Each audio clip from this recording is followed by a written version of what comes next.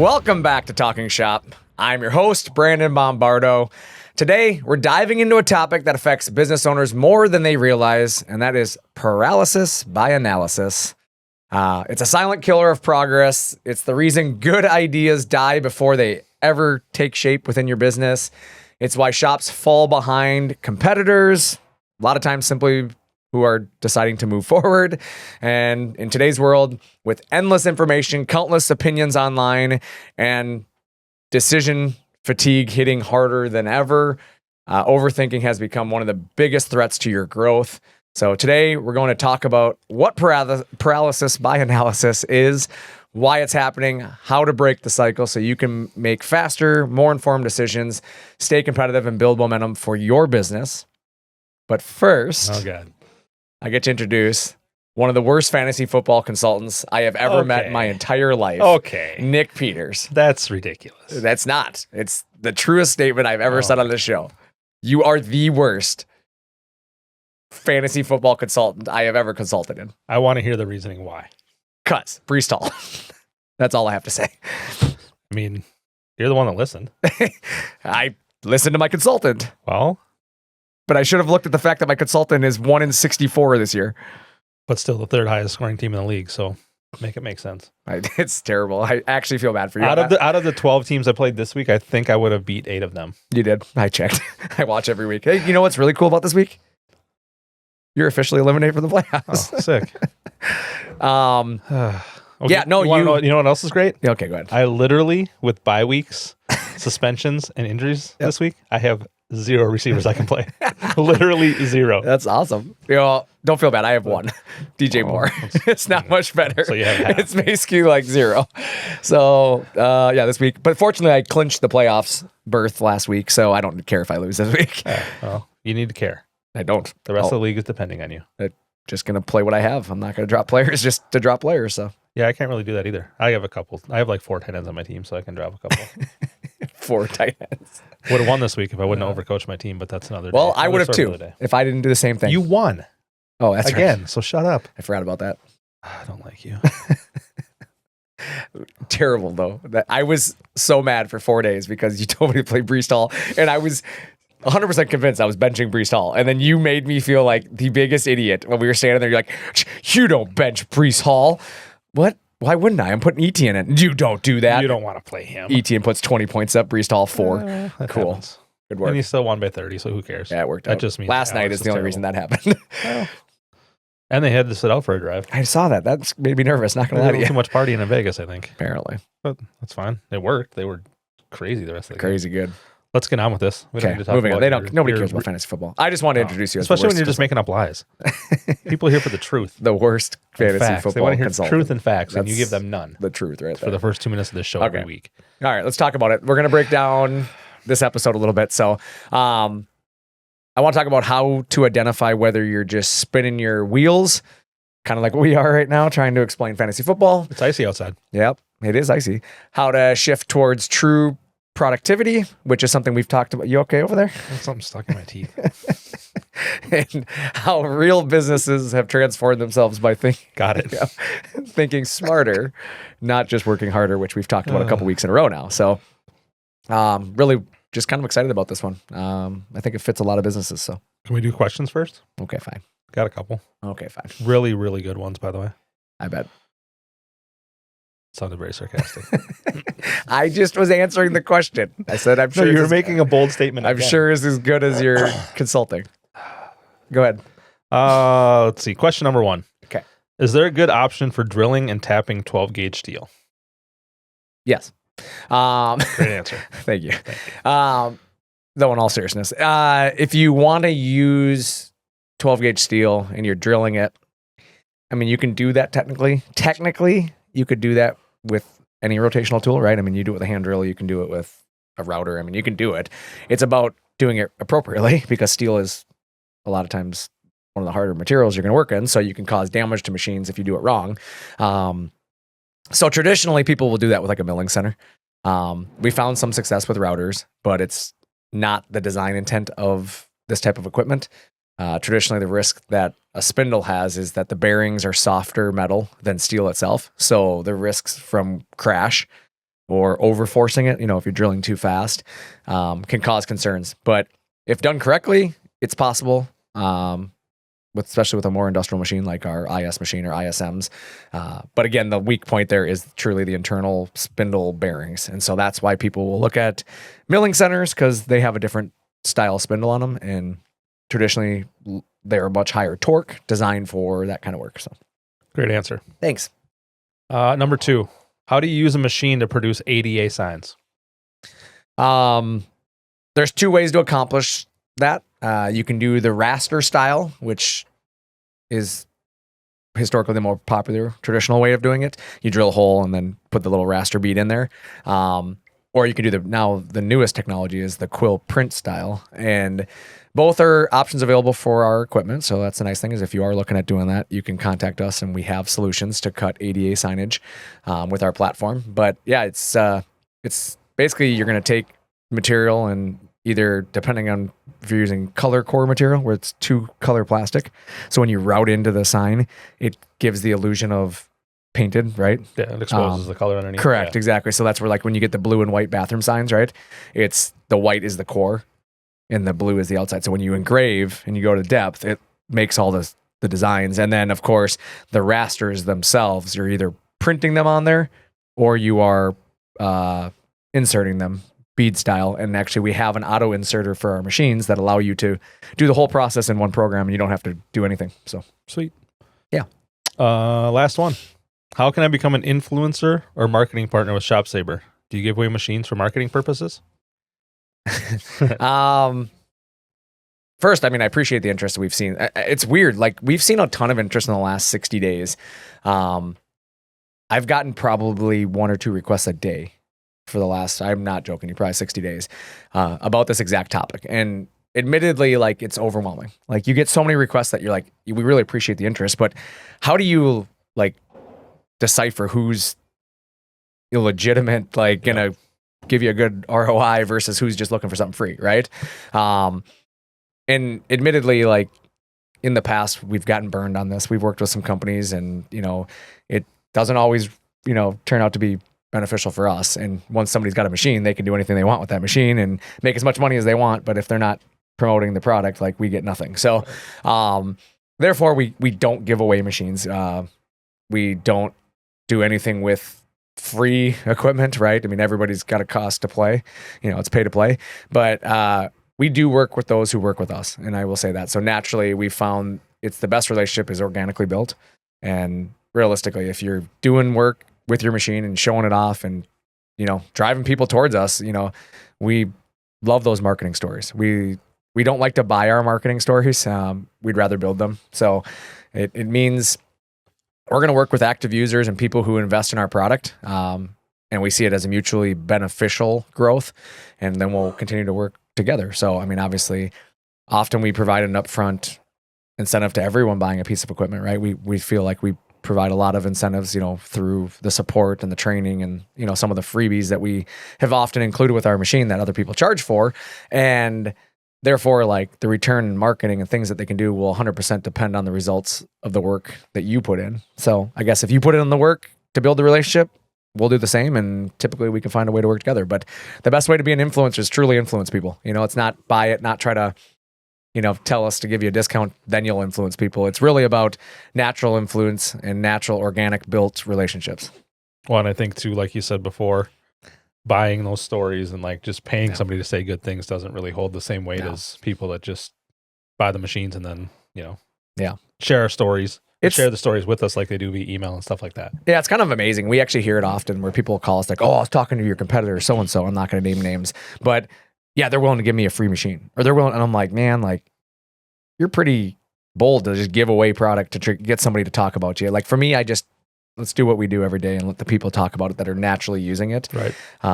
Because my thought process is if I have to give you a machine, somebody else is going to be able to do the same thing later on down the road and sway you away. So it's just not a good business model in my opinion. So hopefully somebody listening to this also thinks about that for their business. In the influencer world, like, giving away product may not always be the best marketing strategy. For sure.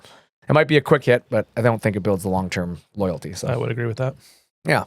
So that being said, let's talk about paralysis by analysis, right? I really like that phrase. It is good. Yeah, I do but like it. I don't know. Paralysis by analysis isn't about being careful. I want to be clear about that, right? It isn't about thinking, things through. That's not what we're talking about here. It's when thinking replaces doing, right?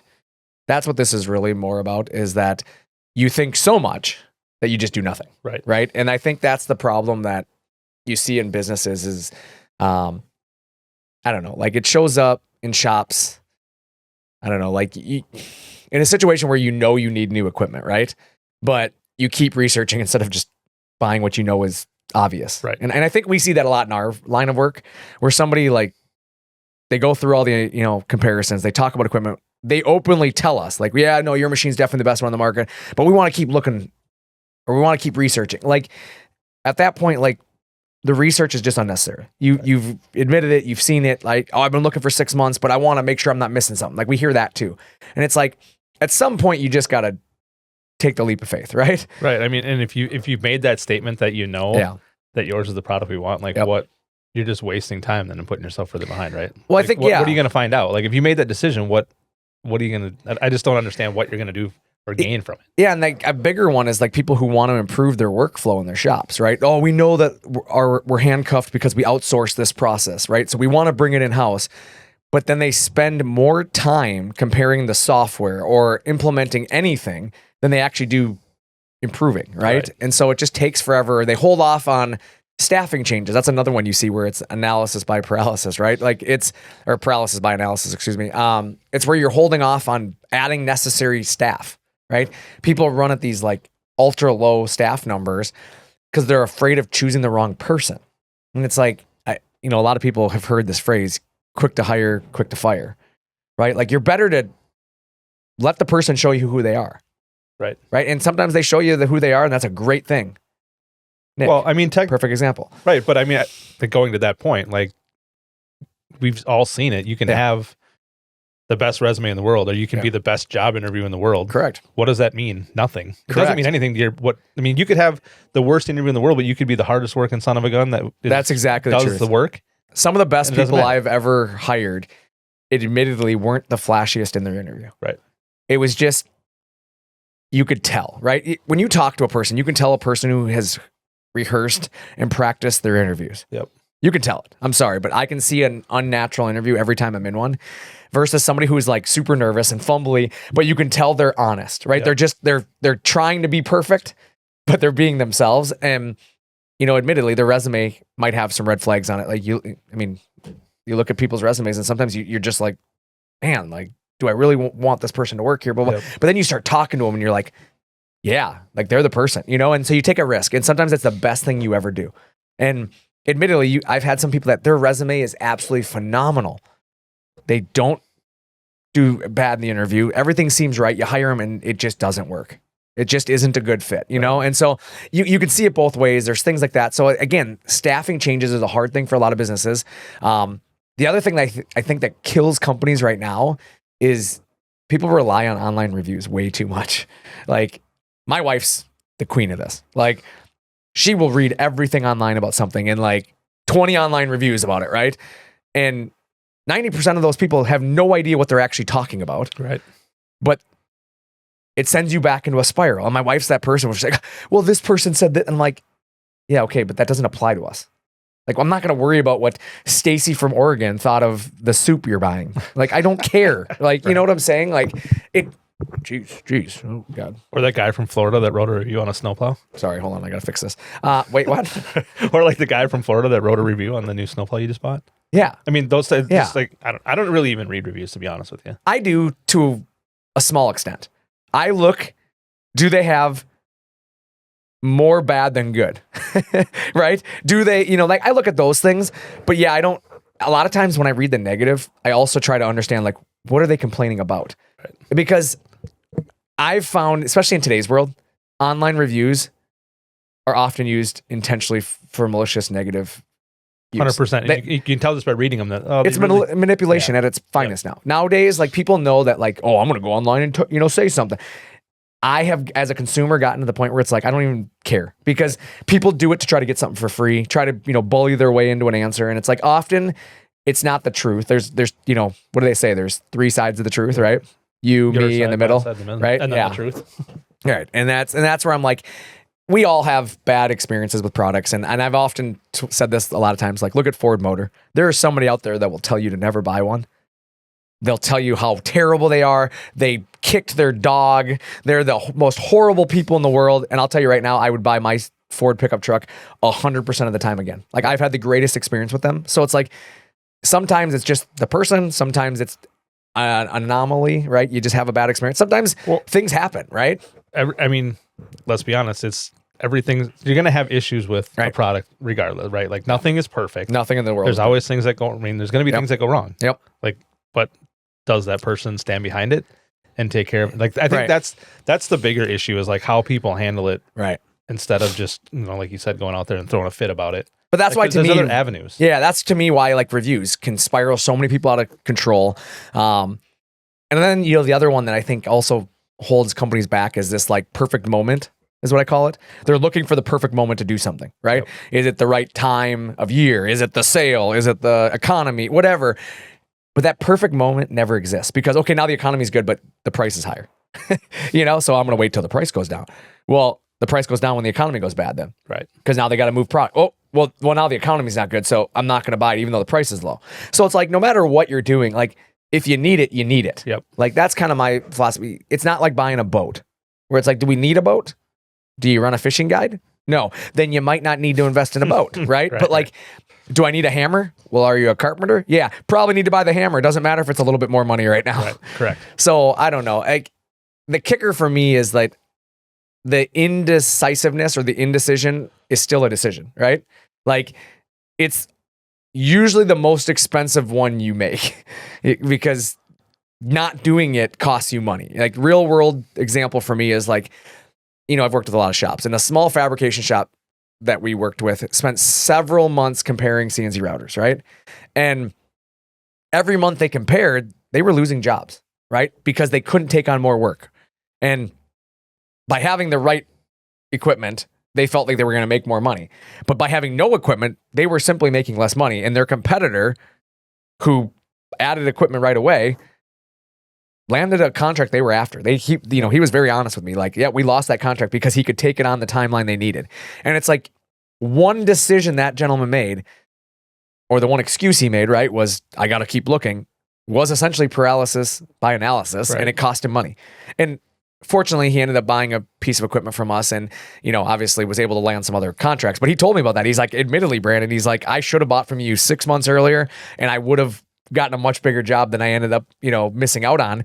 Now he's landed other jobs, and he goes, the best decision I made was just finally making the leap of faith in it, It's amazing how often we hear that. Yeah, it's part of it, and, I don't know, I think, like, in today's world, this paralysis is worse than it's ever been. I mean, it's a million times easier to get info. Right. And that's why I was going to say that, is I think in 2025, the problem is amplified by too much information, right? It's, when you consider YouTube and Reddit and Facebook and influencers, right? MySpace. People with an opinion. MySpace, of course. And that's where a lot of people go for their information nowadays. It's usually, I'm going to go to Fox News or MySpace. Yep. But the decision-making becomes a crowd of noise, right? Like, there's so much going on around you. And like, the other thing is, it's fear-based content. The way to get a click in today's world is create fear. Absolutely. And so people go out and make these small things into big, ginormous problems and become online experts, right? But they're often exaggerating the issue, right? And they're doing it for a click. They're doing it for the advertising dollars. Yep. A single negative comment can derail a confident buyer. But a lot of times, a confident buyer's education will determine how much it derails them. Because if you're a confident buyer and you're willing to see both sides of a story, you're willing to ask questions versus just taking somebody's opinion, you're probably going to get further with that. For sure. You'll learn more by asking questions when you see a negative review to the company about the negative review, because how they respond to that will determine how valid it is. 100%. And so I feel like I don't know, as much as we like having all the information right at our fingertips, right, it's also made things so much more difficult. Oh, I think so because too. like you said, you can look up back in the day you could look up a few things and see a little bit about this and the other thing and make your decision, but now you have like 500 different places you can find information about the same exact thing. Once you Google a certain product and it lists and lists. It's just way more. As much as you like it, it's made it way more complicated. I think it's turned like it's the modern day Wild West, because in the Wild West, people would go out to the streets, they'd have their guns, and they'd have a shoot off, right? Yep. And somebody's gone. Yep. Now the internet is that.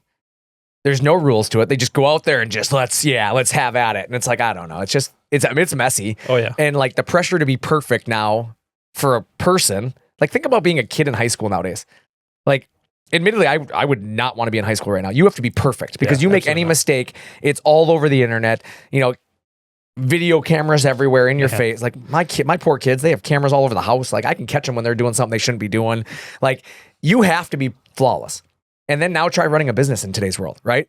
Like everybody expects flawlessness from you 100% of the time, and people forget that they're not perfect too. 100%. And so like you have to have like perfect timing and perfect, outcomes and, guarantees everywhere. The world's a bunch of noise now. And so like I think as a company, as a person, you got to get outside of the world that we don't live in a perfect society, right? And I think like, cause you hear it all the time from people like, the world's so much worse today than it was. My question is, and I had this conversation with somebody recently, and I said, is it really worse? Or do we just see more than we ever saw before? You see it more and you see it more rapidly. Right. Because when I was a kid, I couldn't tell you what happened 2 cities over from us. Right. Because there was no way to find out, right? It was little Jimmy on his bike riding to me, oh, did you hear what happened? It's all rumor mill, right? Right. But nowadays, like it's on the internet. So you hear stuff that happens across the country now. I feel like the world really, I don't know. In my opinion, I don't think the world really has changed that much. It's just the quickness and rapidness that you can receive information and get it now and you hear about everything. Yeah. There's nothing that just doesn't get heard, right? It ends up everywhere and you hear everything. Have you ever heard of the statement? I don't know if it's a statement, but have you ever heard of like the old, I don't know, like wives' tale, I guess what you'd say is like when the cows are laying down, the weather is going to change? Yeah. You've heard of that? Yep. Okay. How much do you believe that? I don't know. I believe it. I believe probably true. Yeah, I believe it because like I've just noticed like when the cows are laying down, generally the weather does do something, right? Whether it starts raining or it starts storming or it starts warming up, cooling down, whatever, right? It's different than what you have today. And also, something? When cows are laying on the ground, that's literally ground beef. Jeez. Oh Lord. Unreal. That was good. But the reason I bring that up is like, that's little things that when I was a kid, I was taught, and I don't know if it's true or not, right? So everybody listens like, you're crazy. Maybe it's not true at all. But I feel like when we were younger and we didn't have as much technology, you were forced to understand the world in a different way. Absolutely. Right? You took in things and information in a different way. And now that we have technology at our fingertips all the time, well, what does Google say? And so like example being today's weather. Like we were blown up yesterday about how today was going to be snowstorm. We were going to get hit with all this rain, sleet, snow, ice, everything, blah, blah, blah. I legitimately went to bed with anxiety. Like, oh my God, do I have to get up in the morning and clean the driveway off? Yep. Oh my God. I woke up and it was literally no different than the day before. My driveway was dry. Yeah. Dry. Like, and I was like, I listened to all the internet noise. Yep. Instead of just being like, you know what? It doesn't feel like there's a whole lot happening right now, So I don't know.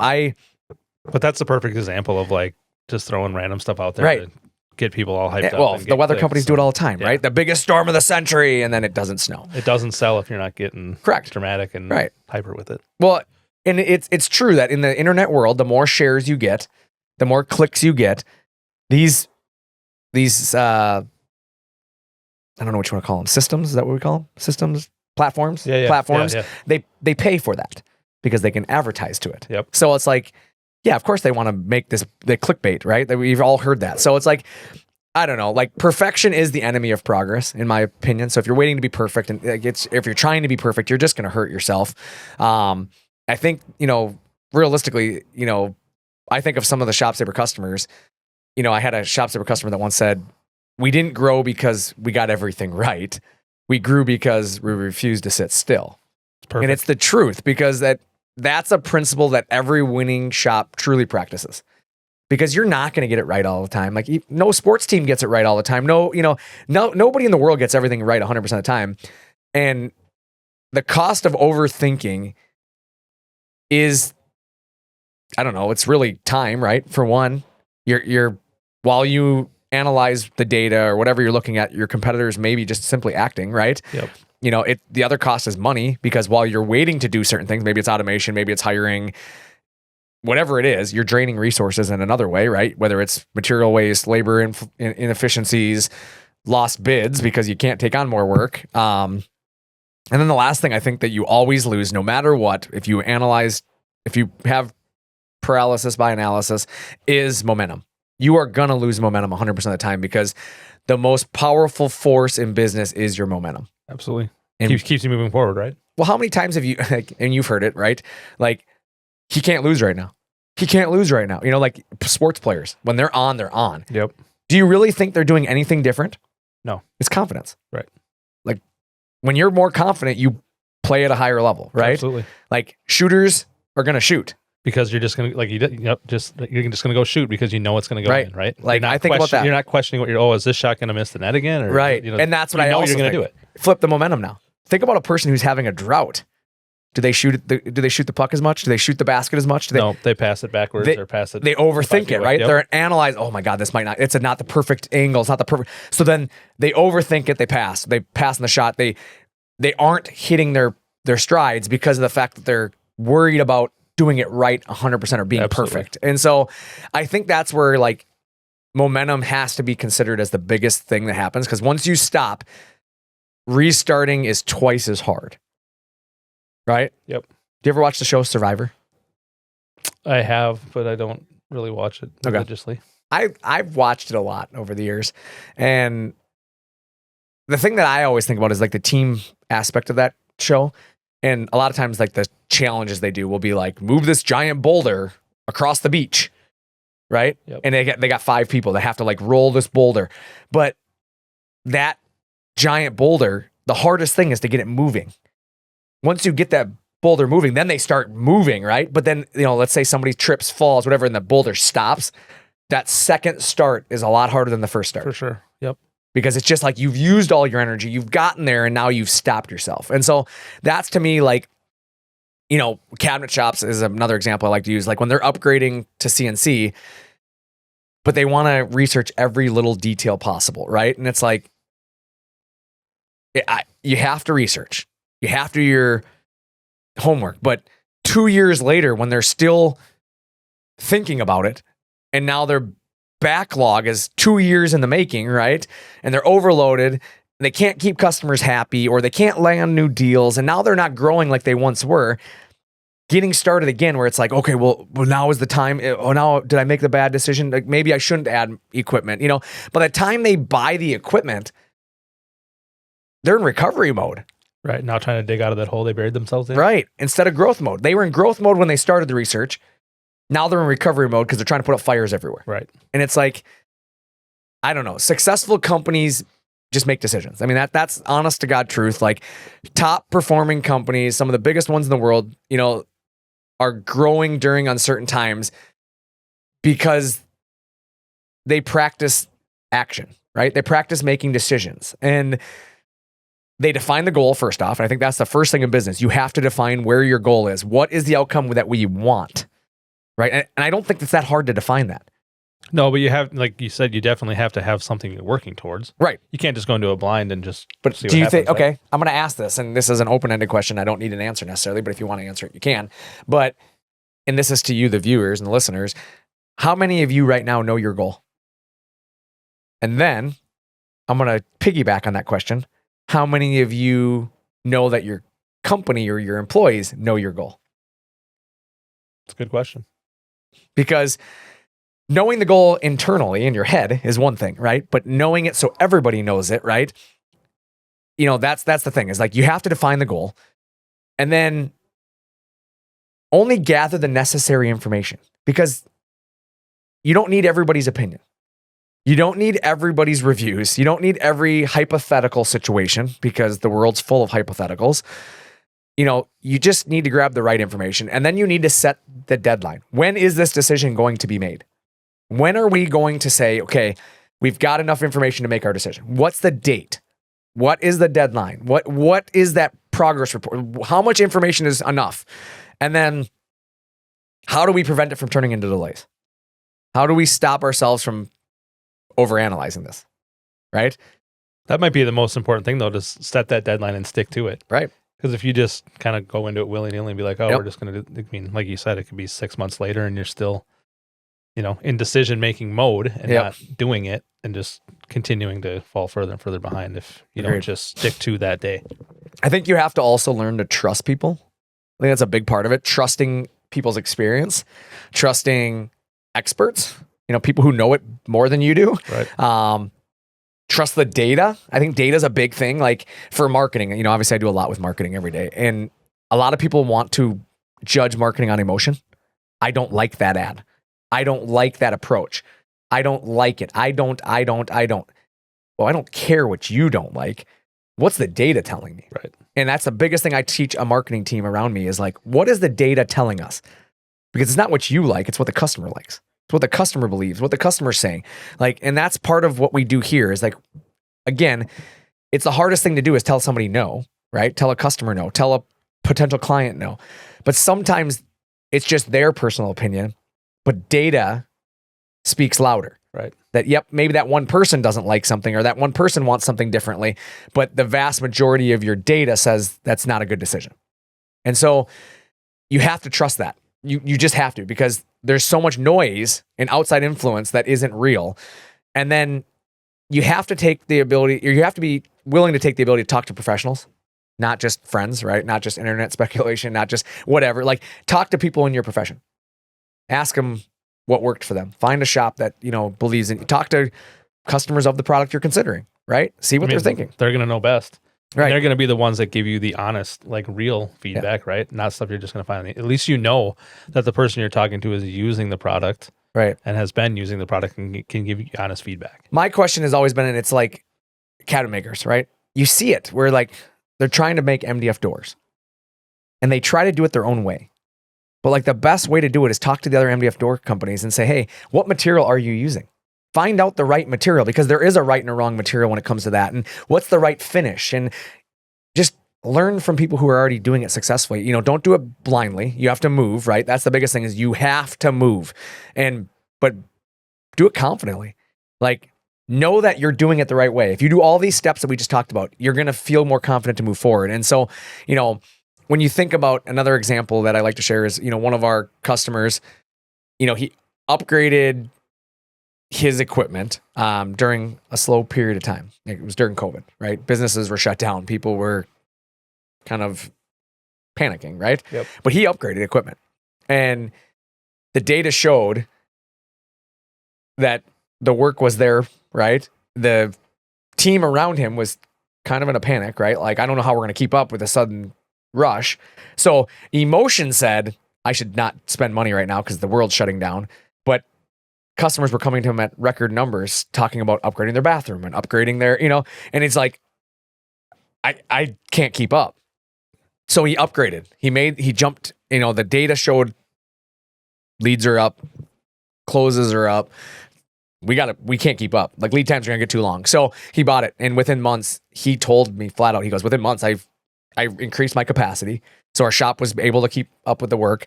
He lowered his labor costs because they weren't working as much overtime. Yep. So they didn't have to work as much. So the machine technically paid for itself and saved overtime. And he added actually another product line.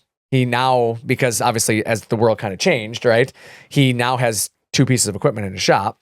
And the second piece of equipment is doing something different entirely. Like, that second piece of business is still there, but the action that he did immediately beat perfection. Absolutely. Because he wasn't perfect in his thought. Like, he didn't know what he was going to do exactly, but he knew that he needed to do something. And I think breaking the cycle of overthinking is like the hardest thing to do. Like, I find myself doing it. Like, there are practical ways to break out of that paralysis. I mean, it's definitely an easy thing to do when you have time to overthink those things, right? Like, and then you get to do it and you get so far down like a rabbit hole that you just get so used to doing it all the time that's just what you do, right? Yeah, and I think the best way to break out of that paralysis is to set your limits, right?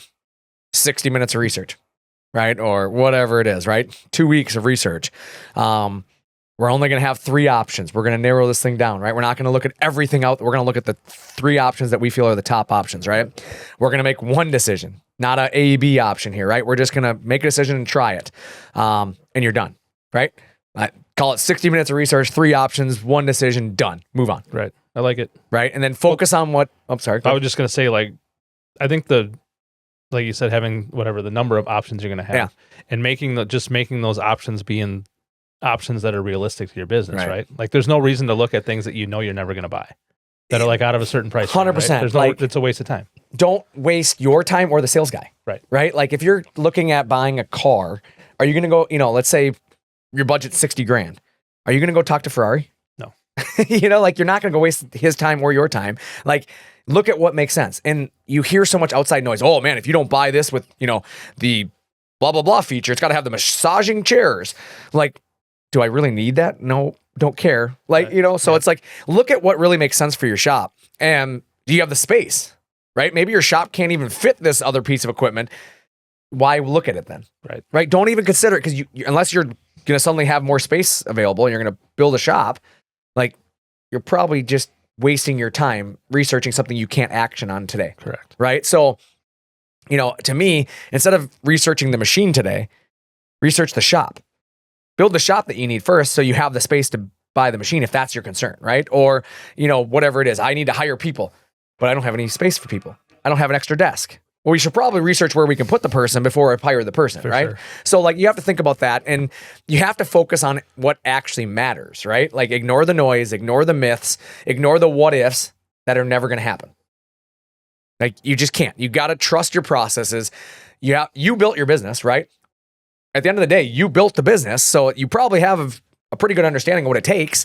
You've already made hard decisions. I mean, you made the decision to do this, and you've been capable in the past of choosing the next step. So why let other people from the outside who don't know your business plan it? Correct. Absolutely correct. Couldn't agree more.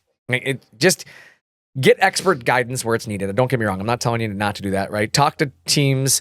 Heck, ShopSabre's got a really good group of guys here that are always willing to chat with you, but you have to be willing to talk to people who live and breathe what you're doing, right? So if you're adding a new piece of software, talk to the people who do that software every day, right? Don't talk to some guy on the internet who probably has only used one software, right? Because he has got a biased opinion because misery loves company for one. So everybody who has something is going to tell you to either, if they hate what they have, they're going to tell you never to buy it.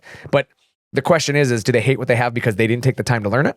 Maybe they didn't learn the software because it didn't do it for them or didn't do it the way they wanted it to. So suddenly you're going to sway your decision based off of what one other person's opinion is of that software. Right. And somebody that may have purchased the incorrect thing, right? Right. So then, of course, how are you going to be happy using something that isn't the correct thing for you? Right. And your needs might be different than their needs, right? So, you have to move forward, even if you're only like 80% sure.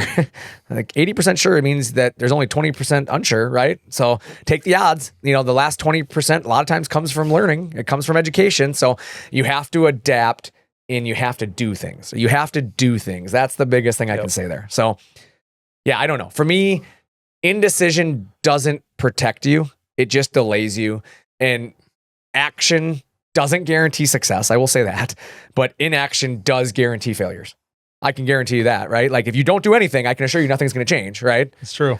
Absolutely true. And that's where like from us, like ShopSabre helps cut out all the extra noise and cut through the noise. And the way of paralysis by analysis is so common that when you don't know who to trust, like at least call us, right? Like I think that's the thing that you'll find is that's why ShopSabre does exist, is to simplify the decision-making process in the CNC world, right? We can't tell you how to do your job in certain industries and certain places, but when it comes to CNC, we're pretty good, right? Straightforward answers, no fluff. We're really big on data. We try to provide data behind everything we do. Performance-based experiences, ROIs that actually can be validated, right? We have support behind you, leading support, in fact. And we have experience. I mean, we've helped thousands of shops just like you around the world. I mean, we've been doing this a very long time, and our machines are proven to be as good as we say they are, right? They're built in the United States. They're built for the long haul. And I know there's people out there like, well, built in America doesn't mean anything. It means so much more than people give it credit for. Absolutely, it does. People just think automatically what I'm saying is like America products are better than Chinese products. No, that's not what I'm saying. To be very, very clear, American products mean a whole lot more than that. It is what American products mean is it's the pride that goes into doing the job here. It's the people behind it. It's not the fact that a Chinese product can't be good. It's when you need something, you're talking to the very people that built the product. My sister, God bless her, she was in the military. My dad was in the military. Like, these are people that have given up their freedoms, right? These are families that gave up their freedoms. These are people that have given everything at one point for this country. Yep. And so that's what American made means to us. I posted it on Veterans Day about how this is why the American flag on our equipment means so much to me. It's not about the fact that, oh man, don't buy a Chinese made. It's because I can buy from a company that supports the country that these people have sacrificed so much for. It's because I can support jobs that build families, that help people instead of shipping their jobs overseas. Like, that's why it matters. And so we're building a company, we're building a product no different than why you're buying a piece of equipment. I think that's what blows me away the most is that people are building products in their own facility. Yep. And then can't see the reason why to buy a product from a company built in the United States as well. It's kind of a wild. It's a wild, there should be something to consider. Like, they're doing it for the similar reason you aren't outsourcing what you're doing. Otherwise, why are you buying a machine at all? Right. You should just outsource your operation. Absolutely correct. Right? Like, if you really don't care, then you might as well do that, because we both know that you can save money by shipping things out, but there's a reason why you're doing it instead of shipping it out. And so I think that goes back to, like, don't overanalyze certain things. Have the confidence that we have, right? The same confidence we give you, to decide and grow sooner, faster, whatever you want to call it. So, for me, that takeaway on that is paralysis by analysis is a silent killer of growth. And often it feels safe by doing all this research, but it's super costly. It's one of the most costly things in business because it costs you time, money, momentum. It slows you down from doing other things and winning. And I think winning businesses in today's world are ones who are thinking more logically, and they're deciding more confidently. They're acting boldly. Sometimes they're making a decision to move quickly, right? They adjust quickly to the world. And the one thing they never stop doing is taking a step forward. They always continuously or consistently move forward. They don't let overthinkers slow them down. They keep their shop moving. They keep their team moving. They have their goals. They make decisions. They trust the experience they've built, whether they have experience for 50 years, they have it for 50 days, right? Yep. They have some level of experience that gave them the confidence to get to this point. And then they use the real guidance around them when they don't know something. And then they take that, analyze it, move forward, right? They don't sit there and keep analyzing it. They don't try to prove the theory wrong. They just simply try to understand the data. And once they have data, they act on that data. And I think if you look at those things you just said, what are they? Every single one of them means moving forward and not looking back. Right. Like, that's what you need to do. You just need to keep moving forward and 100%. not think about the past. Yeah. And I think that's part of my motivational quote of the week is all growth starts at the end of your comfort zone. And I tell my son that a lot. He's a goalie, obviously. We talk about that. And he was so nervous at the beginning of this year because we left the organization. That's all he'd known. He's played hockey for the same organization his entire youth. And he was so frustrated last year. And last year he kept asking me, Dad, do I have to go to practice? Dad, I don't want to go to practice. And he was just so miserable. And it really hurt me as a father to see my son, his passion for something he's loved since he was 3 years old, like kind of falling apart. Yep. And so finally I asked him, I said, do you want to just be done? Should we just quit playing hockey? Because I was hoping he'd say yes. Yeah, there's so many better things to do with our time than to hang out at a hockey rink as much as I do. But I'm like, let's go build a go-kart together, right? Let's go build a go-kart and let's go racing. Let's go, I was thinking like all these other things we could do as a family. And he's like, no, Dad, I want to play hockey. I'm just frustrated, And I'm like, okay. So then I researched again, found a league, and I said, hey, let's try this next year. And he was so uncomfortable with it. Dad, I don't know anybody. I don't know this. Every single week we've been to it this year. We're 11 games into the season. all he keeps talking about is, when do I play next? When, like, he's so excited. He goes to every practice now. He doesn't want to skip anything. He asks for extra practices. He's practiced with other teams because they don't have a goalie for the night. And he's like, can I practice with them, Dad? Can I skate with them? He had a Saturday morning the other week. He did double practice. We had our practice, and then when he got done, the team after us, he saw didn't have a goalie. So he asked the coach, hey, do you have a goalie today? And they're like, no. Can I practice with you guys? He's like, sure. So then he come running out to me. He's like, Dad, they said I could practice with them. Do you care? And admittedly, I'm like, oh, I gotta be at the arena for another hour. But like, I'm not gonna tell him no. I'm like, sure, go ahead. But it's like that comfort zone ended, right? He didn't know about this, but at 11 years old, he figured that out. So that goes back to, as an 11-year-old can figure out that don't overanalyze things, just sometimes you have to go with your gut. Yep. Like, he did it. And I'm proud of him for doing it. And he's had an awesome season, and we've really enjoyed it. And admittedly, that could have gone the other way 100%, right? There was a risk there, but we were willing to take that risk, right? It was a calculated risk. We did our research, found, and I'll be honest, there was a lot of people that told us don't do it because they didn't like that league. Kid loves it. Absolutely loves it. That's awesome. So just, little story for the end about my son, but as a dad, I kind of brag about him a lot, and you guys probably get tired of hearing me talk about my son, but my family is really important to me. And for sure. Yeah, for me, it's just something that, like, I like to share those stories about him because it's little things I've learned through the eyes of a child. Well, and it still applies. Right. It applies. Yep. You can take that hockey story and put it into your business, and it's the same 100%. thing, right? Yeah, 100%. So, yeah, I guess, I don't have anything else on this topic. We've talked about a lot today, but my biggest thing is we're at the end of the year here, and there's so much planning for next year, right? We have so many things that people want to do and big aspirations, and everybody talks about next year. Don't let time escape you. Right now is now, like, time to make the decisions. It's the end of the year. If you don't do anything right now, if you hit paralysis right now, you're going to still be thinking next year, and you're going to be behind the curve. Your competitors are going to have a jump start on you. Your customers are going to be frustrated. Your business is going to, potentially take the hit. And that's where this came from, is that I'm just hearing so many people, like, overanalyzing simple decisions today that I was like, I think this is a good topic for this week. For sure. So, yeah, I don't got anything else. You got anything, Nick? No, I'm good. Cool. Well, obviously, as always, guys, you've been listening to Talkin Shop. Until next time, I hope you guys keep making bold moves, trust your processes, keep chasing your dreams, chasing progress. At the end of the day, that's what this is all about. So hopefully you've enjoyed today's episode. As always, please send in your questions, your comments, whatever. We love answering those in the next episode. Really, this show happens because of you guys. So I appreciate everybody tuning in. It means a lot to us. But with that, I'm Brandon. And I'm Nick. Thanks for tuning in to this episode of Talkin Shop with ShopSabre.